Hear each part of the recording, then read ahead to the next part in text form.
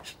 Tá certo, vamos voltar a falar de futebol então, vamos falar de Palmeiras e Corinthians, porque tem um derby amanhã na Arena Barueri, já que o Allianz Parque vai receber um show. Palmeiras que no meio da semana venceu o Cerro Porteño pela Libertadores no Allianz Parque, no jogo que ficou mais marcado pela polêmica com o Richard Rios, ele fez o gol, depois saiu reclamando da torcida, pediu para todo mundo ficar em silêncio, mas se redimiu, pediu desculpas, enfim, isso que ficou marcado desse jogo. Enquanto o Corinthians empatou por 1-1 com o América de Cali, um time muito desfalcado, é verdade, e teve esse empate no meio da semana. Ô Juca, Corinthians foi campeão paulista recentemente, há 15 dias mais ou menos. Passado esse tempinho, quem chega mais forte para esse jogo de amanhã? O Palmeiras jogando, embora não seja em casa, né? É meia casa, é a casa de praia, não, porque Barueri não tem praia. A casa, sítio. Exatamente, a casa de caseira, casa de campo. Jogar lá, né? Casa de campo. Vamos à casa de campo para ver esse jogo. O Palmeiras, evidentemente, tem um certo favoritismo, mas está traumatizado pelos últimos derbys, não é? Tenho certeza que a torcida do Palmeiras que comparecerá pedirá a Memphis Depay que suba na bola para ver o que acontece. Né? Eu tenho para mim que ele não subirá. Agora, ainda mais que ele tem o argumento, né, de que há uma orientação para que não se suba na bola. Quem subir na bola vai receber cartão amarelo. Outra grande preocupação da CBF, né? Quase não tem problema para cuidar. Não, a matéria da Piauí, dane-se. O problema é subir na bola. Né? Subir na bola não pode.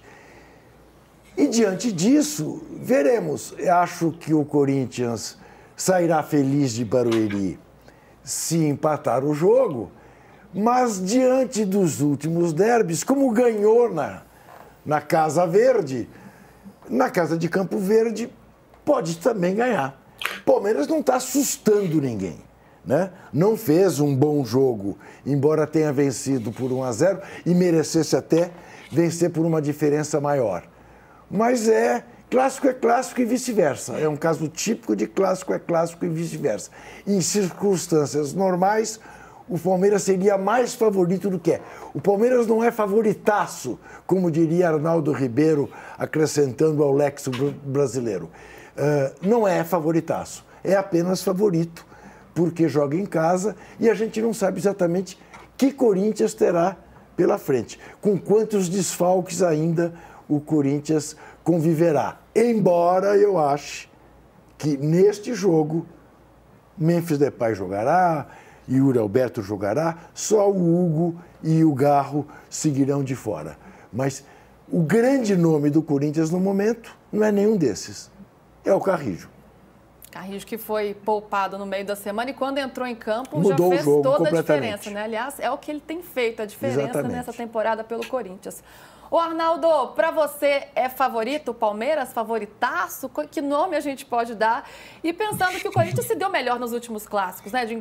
Nas últimas 4 partidas, nos últimos 4 confrontos, foram 2 vitórias corintianas e 2 empates. E um Palmeiras que joga em casa, mas não tão em casa assim. O público lá na Arena Barueri não costuma ser tão numeroso, a torcida tem dificuldades para chegar. O Abel já falou isso diversas vezes. Enfim, não está em sua casa de verdade. Como que você vê esse duelo de forças neste clássico? Normalmente no bizarro cenário da torcida única em São Paulo, o mandante é favorito, né? Embora nesse clássico específico, os dois times ousem contrariar a lógica de vez em quando, como foi o fato do Corinthians no Paulista vencendo no Allianz, né? Gol do Yuri Alberto. Eu acho que tem pro Palmeiras e pro palmeirense um sabor, uma necessidade não só de revanche, mas de uma boa apresentação de um jogo grande que o Palmeiras ainda não fez em 2025. O Juca citou a partida contra o Cerro, mas você pode pegar todas as outras. Acho que o Palmeiras ainda não fez um grande jogo nessa temporada. E o Corinthians, historicamente, sempre foi assim. A dupla Dias entendeu, os jogadores também, a direção também, a gordura que uma vitória num derby e que o título paulista deu até agora ao Corinthians, né? Então, eu acho que o Corinthians é um pouco como o Juca descreveu o cenário. Para o Corinthians empatar em Barueri seria ótimo, até pela campanha que o Corinthians vem fazendo. Empatou em Salvador, venceu bem o Vasco. Empatar contra o Palmeiras seria ótimo para o time continuar entre os primeiros do Brasileiro, mas para o Palmeiras só a vitória interessa, sabe, Luiz? É aquela situação de transformar o elenco que virou o maro do país num time interessante. Esse processo o Abel vai ter que fazer durante as partidas, não tem tempo para treino.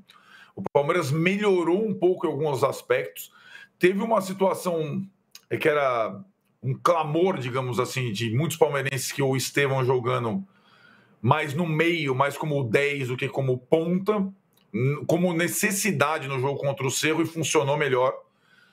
Pode ser até que seja a estratégia para o jogo contra o Corinthians na Arena Barueri, onde o Palmeiras, também já foi falado aqui, tem dificuldade, inclusive, de levar público, mas quem for, eu acho que só vai sair satisfeito de lá com uma vitória. Não tem outro resultado para o Palmeiras. É só o início do Brasileirão, mas o adversário, pelo passado recente, pela perda do estadual, pelo esse pênalti perdido do Veiga que a gente está assistindo, impõe a necessidade da vitória para o mandante.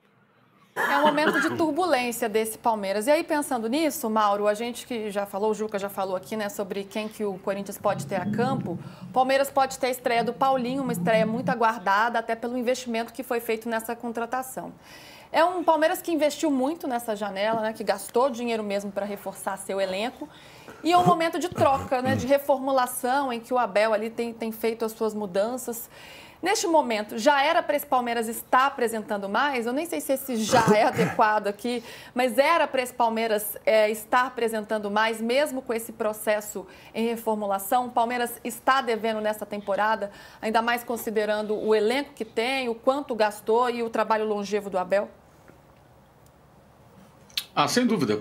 Até porque o Palmeiras teve todo o estadual para isso e não conseguiu aproveitar, né, o período do estadual para poder ter avanços significativos na montagem desse seu novo time, né?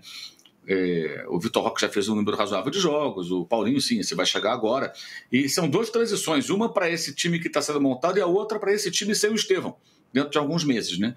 Mas, por outro lado, o Palmeiras venceu, pênaltis bizarros à parte, venceu o Sport, né? E venceu seus dois últimos jogos na Libertadores, seus dois primeiros jogos na Libertadores. Então, vem de vitórias seguidas. Acho que isso pode dar uma certa tranquilidade, né, nesse momento. O grande desafio do Palmeiras, já que o jogo será em Barueri, né, que eu não sei se a diretoria tem essa preocupação também, a exemplo da do Flamengo que citamos há pouco, é transformar o estádio de Barueri em algo na casa do Palmeiras, na segunda casa, né? O que não se consegue.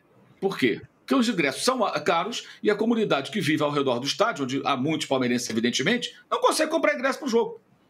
Então, ou você chega no patamar financeiro das pessoas e traz esse povo para o estádio para gritar pelo time, ou você vai ter o estádio frio novamente. Porque o bacana, que para seu carrão para ver jogo no Allianz Parque, sabe quanto era o ingresso mais barato agora na quarta-feira, Palmeiras e Cerro, para o não sócio torcedor?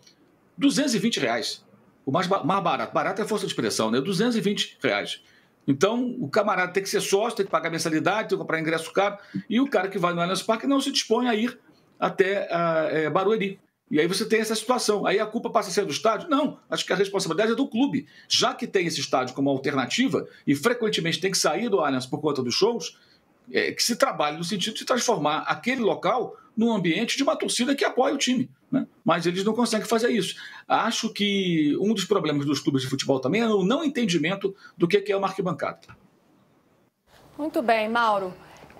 Ô Juca, eu estou chegando agora, estou administrando a questão dos tempos aqui ainda, mas temos um ratão de bronze e de ouro para entregar no fim desse programa. Temos um gatão de ouro para... Um gatão de ouro. Um gatão de ouro para o Alan Patrick. Pelos 3 gols, pelo futebol que está jogando e para ficar na memória de quem vier a ser o treinador da seleção brasileira. Cara, não vai falar do Rice? Dos 2 gols de falta, não merece também? Garoto. Porra, que isso? É um arroz bem temperado, sem dúvida. Muito bem temperado. Muito bem temperado. Então acrescento o Rice, arroz com Patrick. Arroz com Patrick seria um bom prato. Exatamente.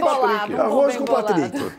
E o O ratão, infelizmente, para os Carabinieri e para a Conmebol. Lamentável. É isso? Entregue? Tá Ó, entregue. temos o resultado da enquete aqui, ó. Quem foi o protagonista da semana? Quem roubou a cena na Libertadores?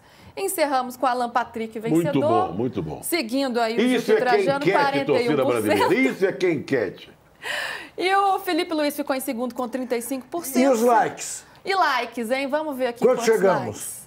Chegamos a 5.500 Olha, likes. foi uma vergonha, tá?